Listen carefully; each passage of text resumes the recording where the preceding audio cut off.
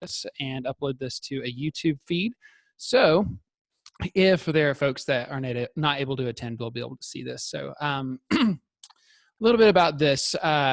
Max and I, when all of this stuff with COVID broke out, we decided we wanted to do something that could help people understand, contextualize the situation, and get some advice and insight from people that have experienced crises in the past to help move forward in whatever way could be as helpful as possible during this time. So we're really, really fortunate that we've got a pretty strong network of people that have been in business, have been working, teaching, educating for many, many years, and have seen several different crises actually come and go. So we're really excited to have Greg here today. So I'm going to introduce myself. I'm going to let Max introduce himself, and then we will get going. So my name is Trevor Newberry. I am the owner operator of Newberry Consulting Services based in Birmingham, Alabama. And we work with non-technical software founders to save time and money building software products. So we do everything from concept research, rapid prototyping, validation, all the way to project and product management. So Max, over to you. Awesome. Max Pollock. I am the founder behind Abstract Collective based in Philadelphia, Pennsylvania, and we offer marketing, design, and strategy services to small and large organizations. Very excited to be collaborating with Trevor to put this together, and also excited to have Greg as our speaker today. Yeah, and I will then send it over to Greg to introduce himself. Well, hello, everybody. Max, Trevor, thank you very much for inviting me here today, and welcome to the folks that are online that are participating. My name is Great Coticchia. I am the executive director for the world's first and only master's degree in product management. I like to think of myself as the product manager for the product management degree. But I've spent a career in business. I am not an academic. I'm a lifelong entrepreneur, and mostly in enterprise technology based in software in B2B commercial settings. And I've been doing that since, since dinosaurs roamed the earth, somewhere around the middle 1980s when these things called mainframes were still working. I think they're still working today too, but a little less so. But it's been a great pleasure to be in companies that are literally started in a garage to multi-billion-dollar companies and everything in between. That's awesome. Awesome. Well, thank you for being here. Before we get started into our questions, just a couple of things. We got video and audio off for participants. That's just to keep things clean so we can have a nice, clean conversation. There is a Q&A box at the bottom of your screen for Zoom. We'll be monitoring that throughout the session. So if you have a question for Greg, for myself, for Max, feel free to put that in there, and we will tackle those as we go along. We've got a list of questions and prompts, and we're going to go for, I would say, 20, 30 minutes or so just on conversation, but we want to leave time for that Q&A. And then, like I said, this is going to be recorded and uploaded to the Newberry Consulting YouTube feed. So look for that. We'll be sending out an email to everybody after this is completed so that you guys can access that. So cool. So Greg, I want to go ahead and get started by talking about probably the most recent crisis that we've seen. And I want to get you to set the stage for us. Where were you and what were you doing when the Great Recession hit in 2008? The Great Recession, yeah. I understand they're calling this the Great Lockdown, by the way. And so it's already got a name. As I was thinking about where I was in the Great Recession, I was thinking also about, I wonder how many of these things I've actually been through. And I actually counted up that I've been through 5 different long-term recessions in my career. Oh man. About 20% of my working time has been in these types of difficult situations. That doesn't make me an expert. That just makes me someone that's suffered through it. But in 2008, I actually was in a startup, a very small startup. We were building electronic billing for law firms. Okay. We were in the early stages of this company. The company actually had just started a couple years earlier. There was thought at the time in 2008, we were actually in the throes of trying to raise money. We were trying to do a small round because we were actually in growth mode until 2008. I remember sitting at our lawyer's office, and guy's name is Dave Lehman at K&L Gates, and he said to me, well, I said to all of us, the founders as well, it was, do you guys realize that there's an economic crisis going on? They're kind of like, oh yeah, that's right. There's that, because we had been in such terrific growth mode and not needed cash. And then all of a sudden the world just melted down. It stopped, just very similar to today. Yeah. We had to get creative. We had to take inventory very quickly. Yeah. That was actually my next question for you is, obviously the impact, as you just detailed, you guys were actually in the process of seeking funding. Give us some details on what happened and how you guys had to manage that impact in the immediate sense. Yeah. Well, in those days, what we did, and it's not that long ago, or at least it doesn't feel that long ago, Trevor. It doesn't. We really we started to look at where we were going to spend money for growth, right?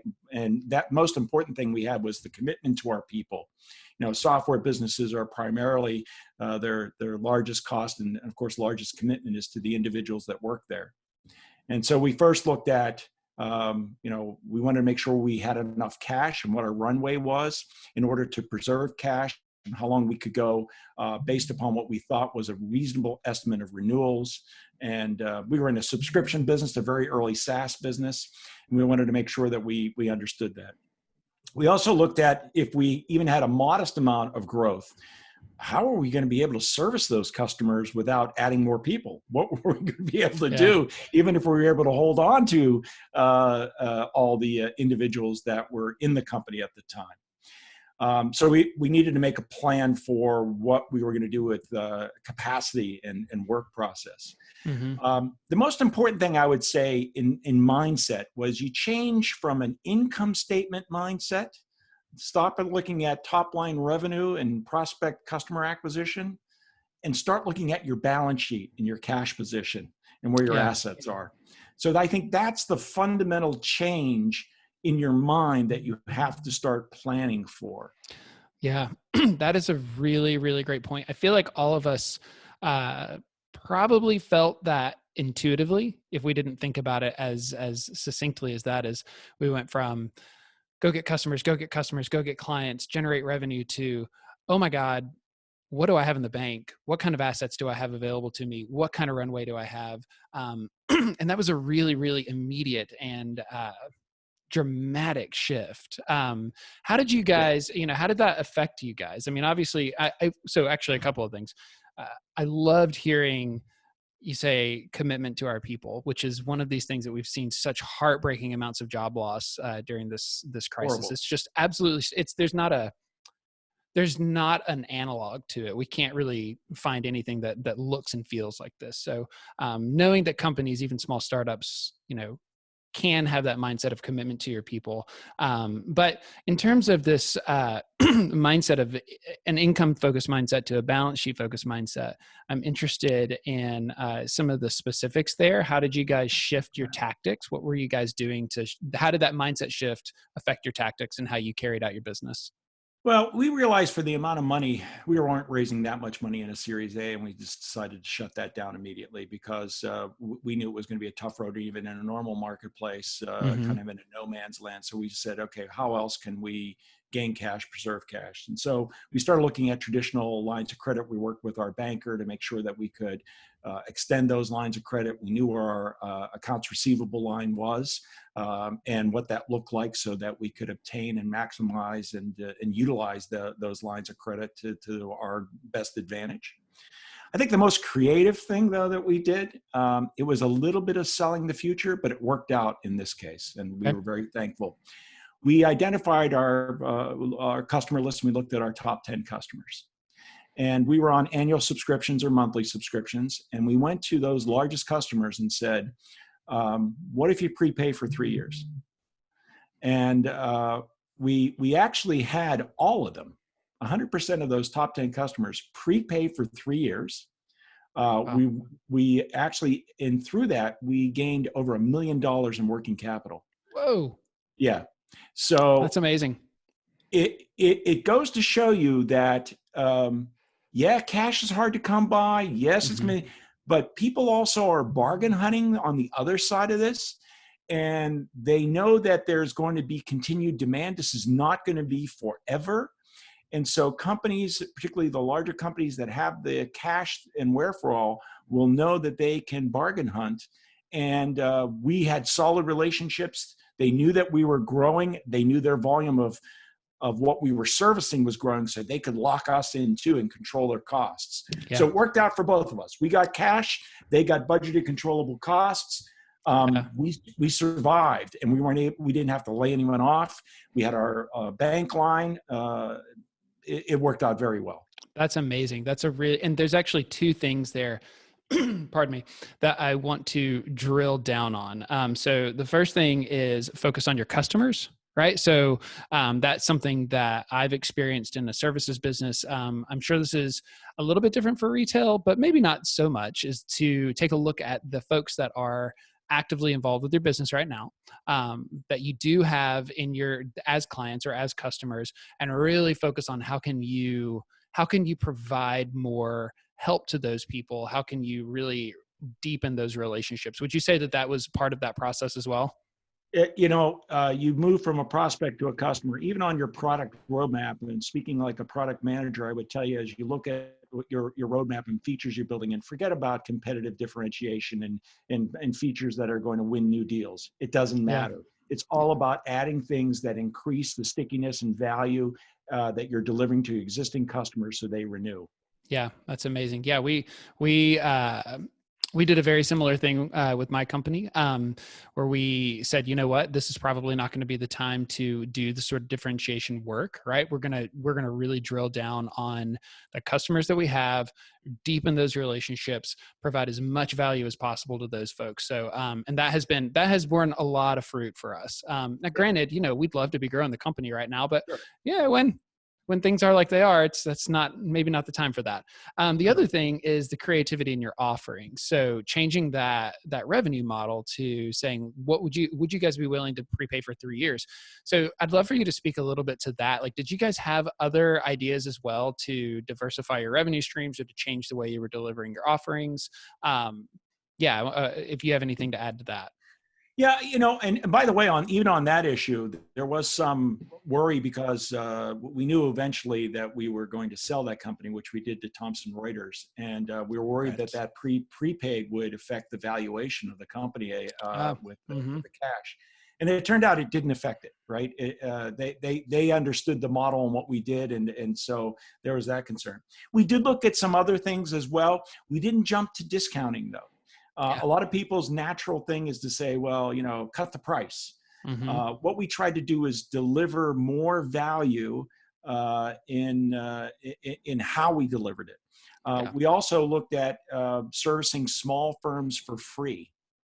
And what we did is we offered tools because we knew that those small firms needed the assistance and would grow to larger firms, and this was important, they could be acquired by some of the firms that were out there that were already our customers or weren't our customers.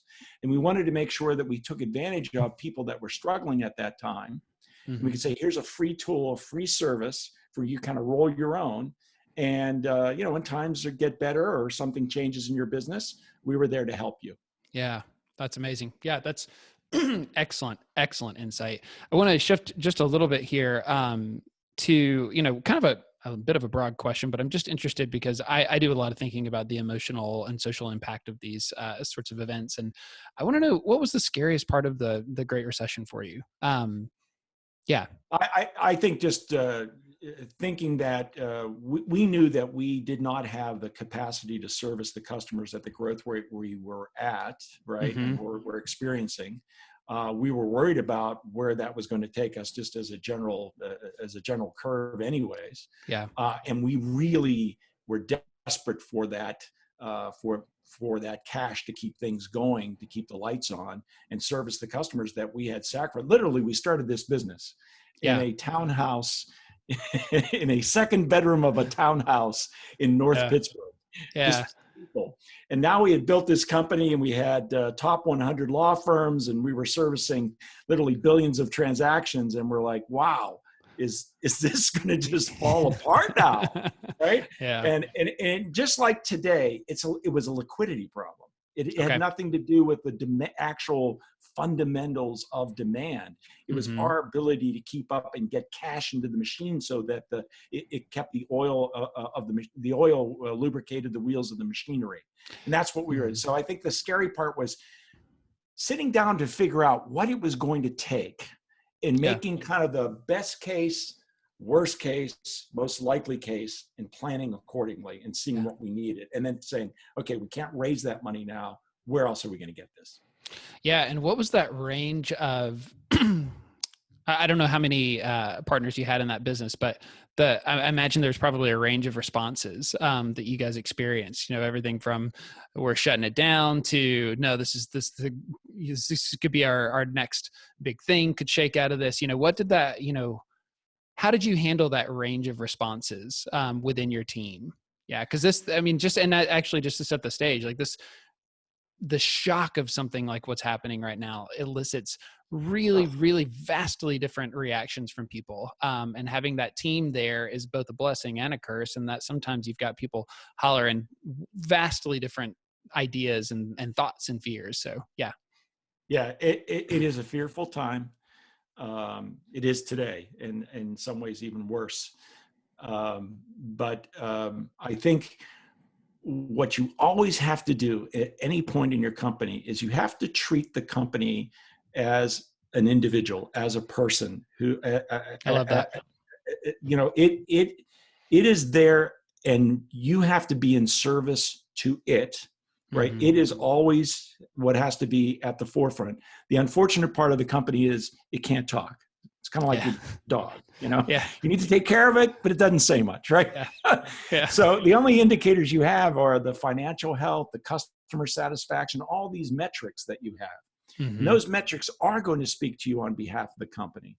And once you've prioritized what those metrics are, you'll be able to see what is a reasonable 90-day or 180-day.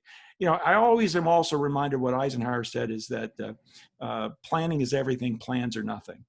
And you have to actually, it is a good time. It's okay to take a few hours, even a few days as a team to sit down and make those plans, right? Even, you know, do the analysis and figure out what could be the possibility so you're prepared for what could happen. Yeah. And that, I feel like that activity, doing that, serves you for so long, even though that's something that's happening now in the here and now, in the midst of this crisis. That practice will serve you, your team, and your company for a long time, knowing how to do the actions of planning, right? I find that a lot of people are resistant to planning, right? That's something that I run into a lot. And for that reason, that, you know, the quote that you just said, but that what I try to impress upon people is that the plan gives you the roadmap. The roadmap has to be flexible. Things will change, but without it, you're just wandering in directions, right? And this is the perfect time. I don't know if perfect's the right word, but this is a time to be doing some serious planning for your company as well. We did a number of scenarios in eBilling Hub, which was the name of the company. And one of the ones we didn't plan on is we actually, in the middle of all this crisis, we also had an offer from a company to buy us. Okay. A lot of people would have thought that was, you know, safe harbor, you know, oh my goodness, you're in this crazy time, you're fighting for revenue, you're worried about capacity. Here comes somebody to buy you. And, you know, we turned that offer down. It was a hard thing to do. But we really felt that we were building something of value that we could actually extract more value for in a better time. So that's another thing you have to think about is, you know, more conservative people will say, oh yeah, let's get out of this. It'd be somebody else's problem. We're going to sell it. We'll take some money and get out of that. But that may not always, you know, the run to safety may not always be the right thing to do either. It's certainly harder to keep going. Yeah, absolutely. Switching gears one more time. One of the questions that I've got on here, I think a lot about the entrepreneurial mindset, right? This is something that we talk a lot about today. We've talked about for a long time, but I feel like it's a particularly salient topic in today's startup, young, scrappy startup environment.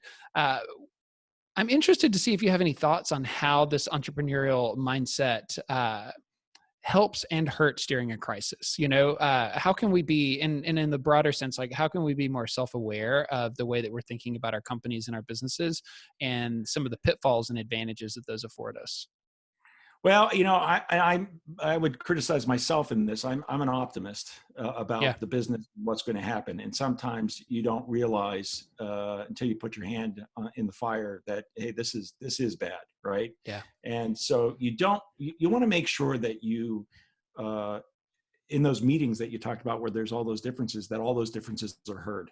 Yeah. Because there will be people that also wear a black hat and are constantly negative or conservative about Yeah. everything. And they need to balance out people who are, hey, we're going to make it through this. Business is going to be fine. Because in that balance, in that compromise, you may find the winning path forward. Right. Yeah. And I think that's really important to let all the voices and get a little bit of consensus. I mean, at some point, someone has to make a decision, but don't ignore reality. Right? Yeah. This is happening. We are in a recession. There are problems in the economy. We are at record layoffs. We had our record meltdown in 2008, right? So don't deny reality. It's out there. Deal with the cards. And then, if you're honest with yourself and then speaking for your company, you can move forward. Yeah. I love that. That is something that I was going to add. If you didn't add, I'm glad you did. Is that I think the entrepreneurial mindset, we are sort of inherently optimistic, and that's such a powerful aspect of our way of approaching the world. But you do run the risk of potentially ignoring the real threats to your business. One of the things, there's a guy named Michael Hyatt that does a lot of thinking on business and leadership. And I listened to something that he said early on. And, he was saying one of the first things you need to do is assess the threats to your company, the real threats to your company. Ignoring them doesn't make them go away. You need to be aware of them all the time. But right now you are especially vulnerable to those things. So you need to sit down and literally get a piece of paper out and make a list of the things, the weaknesses in your company and the threats to your company, both that existed before and that are heightened because of this scenario. I would add one other thing, particularly for software entrepreneurs that are listening, is we've been in a long period of time and we have a lot of models of agility and iterativeness. That pace is going to slow a little bit, right? Yeah. And that's not necessarily a bad thing, but the iteration, your customers are not going to be able to listen and absorb all those iterations as they did just a couple months ago. Okay. So be aware of that. Don't let that iterative nature and testing nature. I spoke to someone who is a executive at one of the home delivery, food delivery services a couple days ago. And she was even saying, we're testing things, but the data that we have now is pretty much useless because it's an aberration in the marketplace. We really don't know, what will hold, what demand will be. So take that in mind. You may not need to move quite at the pace you were moving before and be a little bit more deliberate. It's not that those techniques are not valid or good, but they have to be put in the place and time that we are today. Absolutely. 100%. I love that. So I want to, before we get into the last couple of questions here, before we turn to a Q&A, I wanted to see if we could maybe tackle a couple of specifics. If you were advising somebody right now, a lot of us were caught off guard by this. I am a avid reader and watcher of the news. I was caught off guard by this. I knew it was coming, but the gravity and scale of it was just bonkers. It blew my mind. So for most of us that are caught off guard, flat-footed, what are, maybe your top three, like this is thing one, thing two, thing three that you need to be doing first and foremost to get out of the paralysis mode, out of the shock mode, and to be moving forward? Yeah. Well, in general, my advice in these environments is cash is king, cash is king, cash is king. So, give yourself the information you need. Assess where you are relative to your business so you know your runway and your way forward. Yeah. That's the truth. Hold up the mirror, know where you are so that you can make good decisions for your business, for yourself, and for your employees, right? I think along those lines, then I would go back to what we discussed earlier, Trevor, which is once you've done that inventory assessment, plan ahead. Get the team together. If you're a solopreneur, figure out where you are, and start making assessment of what you can do. And I would put that through the lens that we talked about earlier as well. Customers, customers, customers. Yes. Focus your work on your customers, how you deepen those relations, broaden those relations, strengthen those relationships. So I would say that's number 2. 3 is take care of yourself. And this is a difficult working environment. It's stressful in a normal environment. Who doesn't have Zoom fatigue? Who is not struggling with the lack of a handshake or a hug or going out to a nice meal or a social event or seeing a play or a sporting event?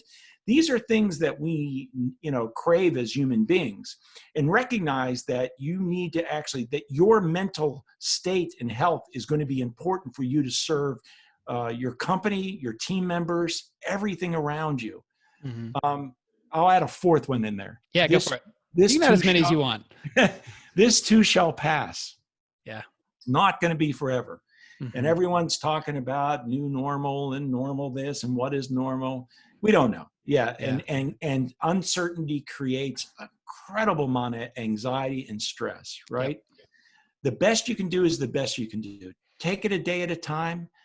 Do your best planning, make your assumptions. There may be something else that is just as eventful as what we've just experienced in the last 60 days that comes along that could be as positive too. Yeah, 100%. So I'm not, things will get better. This does not last forever. Yeah. That actually brings up one more point. One last thing before we get into Q&A here. What did life look like emerging from 2008's crisis for you and your company? We're talking about right now what we can be doing immediately in the midst of this crisis, but as we begin to emerge, right? And there are a lot of unknowns. This is a virus, right? This is a pandemic disease that was not a part of the equation in 2008. But as best as you can recount for us, what was life like, and how did your company emerge from that crisis? I think there's was in general from customers. It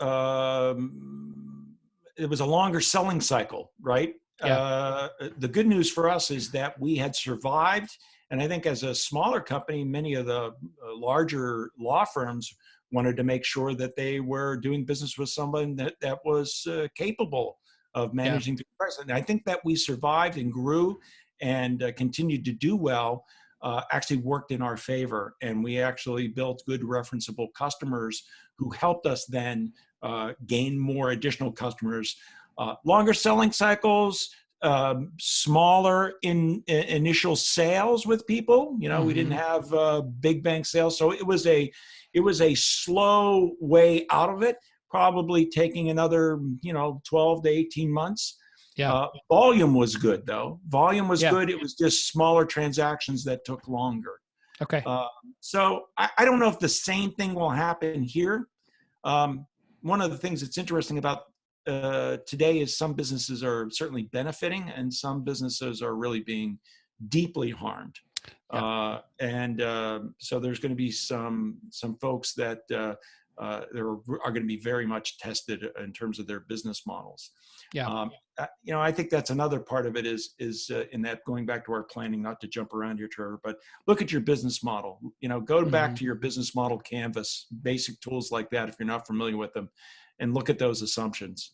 Get back to basics. Get back to basics, right? But emerging out of that, I think if you've thought through your business model, when things change, all the assumptions that are in those 9 boxes, really 7 because 2 keep score, is that you're going to see, part of that is partners and suppliers and, customer segments and everything. You're going to be able to see where you can maneuver. Mm-hmm. So I think, keep in mind that I'm not someone, I would love to see us go in a V and the lights go on and we go right back to where we are. I just don't think that this kind of shock to the system or past recessions have instructed us that it's a fast path backwards. Yeah. Yeah. The good news about this is demand did not fundamentally change. We had a great economy, and that demand has not gone away. This is as I said earlier, a liquidity issue. Yep. Yeah, that's great advice. And actually, I think you highlighted one of the questions that I'm looking at in the Q&A right here is, you're talking about software sales specifically, because it sounds like kind of your background. It's the world that I work in. I think that's one of the areas where the demand, especially, has not necessarily gone away, but maybe the business model has changed a little bit. But can you speak a little bit to specifically the software sales side of things during the 2008 recession, and then maybe how there's some analogs here? Yeah, I think what we saw there was we were getting regular deal sizes that were probably $100,000 to $200,000 for initial sales. Okay.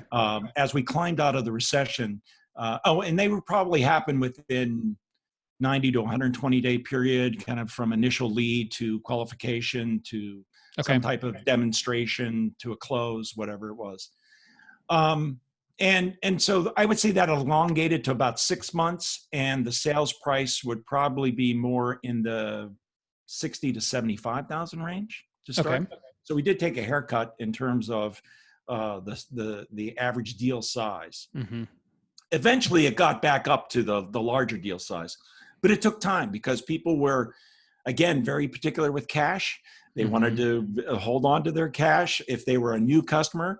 And even then that was considered, okay, that's a larger deal size. Yeah. And they were looking very much at what is on the list of things we have to buy. The old saw of, is this vitamin or is this aspirin, right? Yeah. Yeah. And, luckily we were able to position ourselves, and I think we were, for a lot of companies, aspirin for the pain they were going through for electronic billing.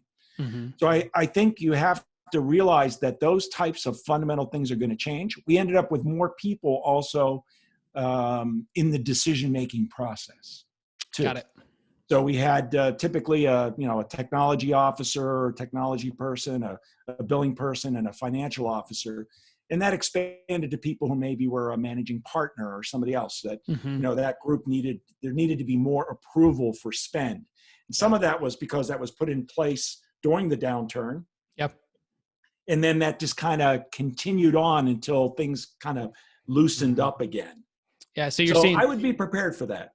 Yeah. So you're seeing smaller deal sizes, more people involved, basically indicating that, and I think we should expect this here as we exit this crisis, we'll see people a lot more careful about the money that they're spending, and probably adding layers of, whether real or perceived, checks and balances on that spending, right? So more people in the room, more people that have to say yes in order to move something forward. So probably slower sales cycles, et cetera, so on and so forth. Yeah.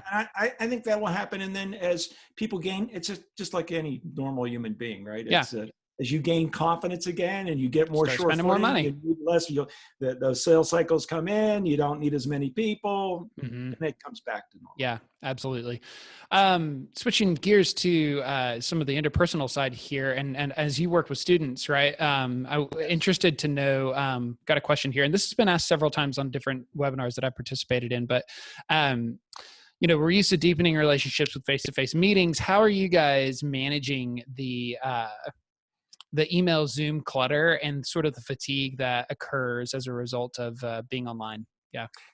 I wish I had a silver bullet for that or a big answer. Yeah, me too.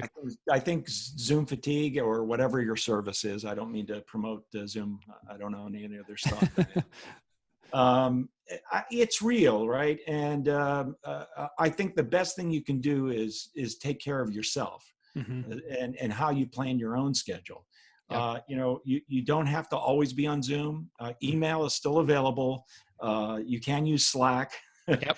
Not every call has to be a Zoom call, even though we've all figured out how to use it. Yeah. You can talk on your cell phone, and you also can exercise. You can take a walk. Yep. You can actually make a sandwich for yourself and take a break. Enjoy every sandwich. So these things are going to help reset you. They don't directly answer the problem of this virtual world that we're now living in.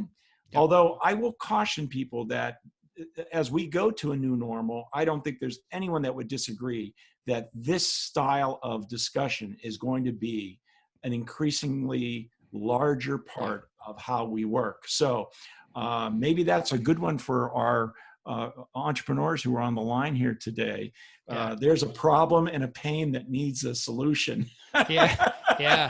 This is very, very true. It is a little overwhelming. I've been working from home for a couple of years now.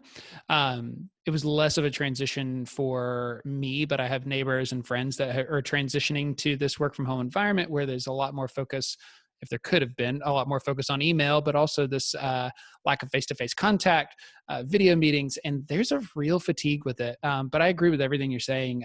For me too, it's a matter of routine is really, really important. My days operate the exact same. I try to get up at the same time. My eating habits have not changed. I do exercise. I keep a schedule, and that helps keep my head a little less crazy, although a little emphasis on a little less. So yeah. I love that. So one other question that came through here, and I think this is a great question. This is a conversation I've had with several people, is there something that can be done in a normal, whatever normal is, after this environment to be a little better prepared for unforeseen circumstances like this? Absolutely. And I think, this is where, This is where when you talk to people and they talk about contingency planning or resiliency, and we thought, oh, that's a nice white paper. We'll get around to that someday. Yeah. Resiliency, yeah. Look, bad things happen to businesses, not just economies, right? Yeah. And we've got to make sure that we've planned for those. Now, to what degree? I used to be in the cybersecurity business. And there was a gentleman, Dr. Peter Tippett, who actually had created the first antivirus and sold it to Peter Norton, of all things. You may have heard of Norton antivirus. And he used to always talk about us preparing too much for the things that may happen that have very, very low probability, right? Yeah. Mm-hmm. And so we do need to take that into consideration. Sure. That you can't plan for every type of outcome. But there are some things, if you take a look at the things that we talked about today, this could have happened in a marketplace. This could have happened to you relative to a certain competitor. It just happened to happen as a pandemic in the economy. But, getting prepared to conserve cash, understanding what levers you have in your business model, understanding how you move from prospect to customer, knowing where your lines of credit are, understanding your inventory of your work people, how they work, where they are. These are things that good managers, good leaders should have at their fingertips. Yeah. This shouldn't be surprise work or, oh, I have to learn about that. These are things we should know, monitor, manage, and be top of mind as we're figuring out our own planning and resources, whether we're in growth mode or conservation mode. And I think that should give us some confidence if you're doing the fundamentals right. It should get you, 70, 80% of the way. Yeah. That's a great answer. I love that. I have nothing to add to that. Everything that we're talking about doing right now, do that when this is over. When we go back to whatever normal looks like, continue to do those things, because what it's caused, our typical entrepreneurial, very fast paced, especially in an economy that was going gangbusters for 10 years, very aggressive positioning and activity. Sometimes we forget to go back to basics and make sure that we do have enough cash on hand, make sure that we are just exercising a little bit of conservatism and protective nature with our businesses, because these things will happen. You're absolutely right. Well, accounts receivable, accounts payable, collect early, pay slow, it's just, you'll have more cash. You'll have more cash on hand, 100%. Yep. I'm with you. Let's see, Max, I know you're muted right now. Is there anything else, Max, that you want to add? Any questions you want to bring up? Sure thing. So we actually sourced a couple other questions. Greg, this first one is about VC funding. So the question reads, the majority of VC funding goes to founders in 3 states, New York, California, Massachusetts. What advice would you have for business operators who will need to raise a round of financing in the next 0 to 3 years outside of those geographical areas? Don't or move. 3 years is a long time. First of all, in all seriousness, let me back up. There's so much that goes into raising money. I've raised close to $100 million. I've been involved in 14 different startups. I've exited from a couple of them quite well, and doubles and singles and triples in between, and some wonderful learning experiences too. Certainly the near future. Let's just carve out the next 6 months. For PE firms, VC firms, whatever it is, they're going to give the same instructions that Trevor and I just spoke about earlier to their portfolio companies. Conserve cash. Don't look for, another, the funding that you were putting together. Forget about that. Kick that can down the road, or, let's wait this out. So for new funding opportunities, you'll see announcements that come out, and I've read them over the past few months, and people are probably saying, wow, how did they close that? Well, they've been working on that for a year, right? And this had momentum, there was cash in place, and they're just completing it. But to start that process, or if you were early on in that process, I think it's going to be extremely difficult. Plus your valuations, I feel really sorry for people that put their money into companies in November, December last year, and now looking at that portfolio valuation, how are they ever going to get the money out of some billion-dollar unicorn that was announced in October last year? And VCs are going to be very worried. I mean, VCs, where do they get their money? They're getting it from wealthy people and organizations that have a certain amount of their portfolio put into this type of risk. That part of their portfolio is gone. We can say that 30% of that money just vanished for most organizations, most people. So I think it's going to be a very, very, very difficult time to raise money in. So I would go back to the cash is king, work with customers, if you can gain new customers by doing specials, add-ons, some crazy stuff that you wouldn't do in normal times. And I am not a fan of one-offs or specialties or anything like that. But you got to do what you got to do to survive in the near term. The world in January of next year could be a very different place, not just because it's 2021 and we've magically turned the calendar, Max, but that's a long ways away, and we're going to hopefully be in a better position to know how to work in the new normal, which will give people confidence and bring some markets back. So my advice for fundraising is get it from your customers.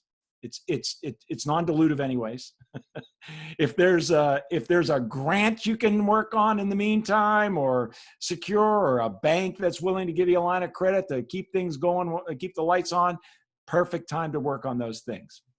Go back to that fundraising when things start opening up again and you start seeing this marketplace come back. And I sure hope it's not going to be 2 or 3 years from now. I don't think it will be. I'm not that. I'm an optimist, but I'm not that pessimistic. Yeah. Yeah. Hopefully that answered your the question for the person. Yeah. Yep. And do we have time for one more? Yeah, let's do one more. Our Awesome. attendees are holding. We've only lost a couple of them. We're good. It's a good conversation. Keep going. So the question reads, notable businesses have been born out of past failures. What opportunities do you see this crisis presenting, and how do you recommend entrepreneurs looking for pivots or opportunities in their current, or maybe starting a new business altogether? Couldn't agree more. There are a lot of problems that are born out. Look at the business that I'm in the university business. It's going to go through throes of transitions. And it's not just this business, but even traditional retailers who were who are holding on before this crisis and changing their business model and investing in digital transformation. This is only an accelerant to all that, right? And the problems that it's going to create are problems that entrepreneurs can solve. We just identified one in this short conversation, this whole idea of Zoom fatigue. And how do you take care of yourself, or is there a better way to create that? We've worked in mechanisms like this, like Zoom, whether it's WebEx, GoToMeeting, whatever it is, log me in, for what, 15, 20 years? Has it really changed all that much? I mean, it's gotten better, but is this the model is this the best we can do? Who knows? I would hope that not only ways to make this move to a virtual digital environment is going to create throes of opportunities that are going to aid people who need to radically change their business model and do it quickly. And they're going to be looking for things. One final thing on that, for instance, I run a large conference here in Pittsburgh that we started a couple of years ago called Pittsburgh Product Camp, one of the many product camps around the world. And that's probably going to end up being virtual. And I've been looking around for platforms, and I saw there's a great new startup for conferences called Hopin. I don't know if that's the one I'll go with or not, but it was great to see it was an early stage small business. And when you look at the way they're doing their conferences versus some of the ones that have been around, you can see this is a next generation tool. And there's things in there that they've taken into consideration. And I think these opportunities are going to be born out of this crisis. There will be entrepreneurs who figure out where the pain is, and they're going to solve it. I love that. Yeah, that was great. Greg, this has been a fantastic conversation. I really feel like we have covered a whole lot of material. I appreciate you giving your time to this as well. This has been really meaningful. I think this is the way that a lot of us stay sort of connected and sane. So talking to people and hearing from people that have experienced crises and gaining from your wisdom is I think, really, really valuable. So thank you very much. Well, it was very nice of Governor Cuomo to stop his daily briefing early today. I know. For our position. It was really good. I didn't think he got my email, but turns out he did. No, thank you, Trevor. Thank you, Max. And thank you for all the people who are online. I really appreciate it. Feel free to reach out to me on LinkedIn.